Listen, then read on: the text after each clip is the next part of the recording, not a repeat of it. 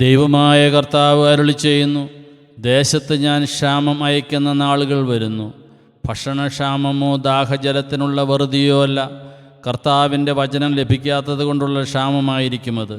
Amos പ്രവാചകൻ്റെ പുസ്തകം 8-ാം അധ്യായം 11-ാം വാക്യം.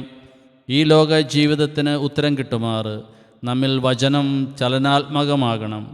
വചനം നമ്മുടെ ജീവിതത്തെ നിയന്ത്രിക്കാൻ തക്കവിധം പരിശുദ്ധ കന്യകാമറിയത്തിൽ മാംസം ധരിച്ച പോലെ നമ്മിലും മാംസം ധരിക്കണം. ആ വചനം നമ്മെ ഭരണം നടത്തുമാറ് മാതാവിൻ്റെ വിമല ഹൃദയത്തിന് ഈ തിരുനാൾ ദിവസം നമുക്ക് സമർപ്പിക്കാം.